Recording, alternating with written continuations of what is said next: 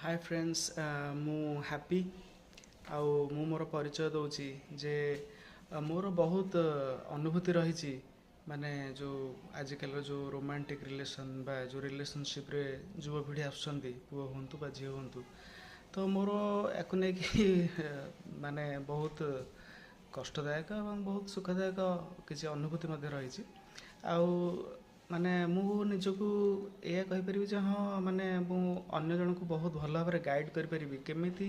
सी तार रिलेशनशिप रे कष्ट न पाऊ सी तार रिलेशनशिप को भलरे लीड करि पारू हाँ भलरे शेष लक्ष्य पर्यंत पहुँची पारू तो मोर व्यक्तिगत अनुभूति माने आज 10 वर्ष तलर अनुभूति कहीपरि वर्तमान अनुभूति कहीपरि आउ जेहेतु मु बहुत विदेशी माने फरेनर मान सहित बहुत टच रे आसी अतीत वर्तमान भी तेणु मोर मु जानी जे से जेहेतु देश आम देश ठार बहुत आगे आधुनिकतार बहुत आगे अच्छी तेणु तांक देश भी बा से जगह गुड़ाक केमी रिलेशनशिप रहे तो से विषय भी मु बहुत वेल एक्वेंटेड बा बहुत भल भाव ता उपरे मोर गोटे माने अनुभूति अच्छी तेणु आपण मते गोटे माने भाई पारंती जे मु गोटे माने रिलेशनशिप गाइडेंस दे पारि बहुत भल भाव तेणु मु प्रथमे कहूँ जाऊँ जो साधारण भाव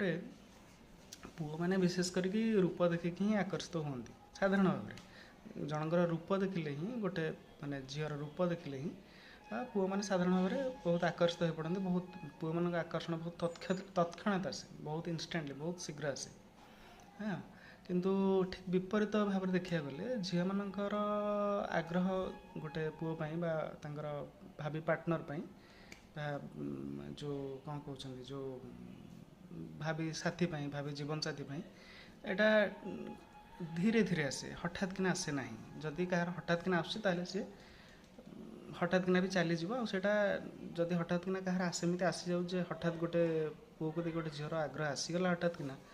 तो यहाँ केवे ठीक हो न पारि था गोटे कौन निर्दिष्ट जिनस प्रति सी आपणकर आग्रही थाईपे जमीक आपणकर किसी गोटे धन रत्न बहुत पैसा वाला आपणकर घर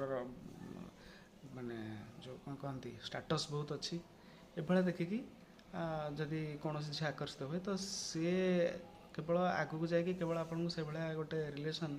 से भाया गोटे संपर्क केवल बहुत कष्ट ही दब तेणु विशेष भाव में मो पुओ मान जेहेतु झील मानकर माने आकर्षण धीरे आसे मैंने किसी जज करि पारंती हाँ से बहुत भावी विचार करके भावी चिंतिकी गोटे रिलेशनशिप रे आगाती साधारण भाव में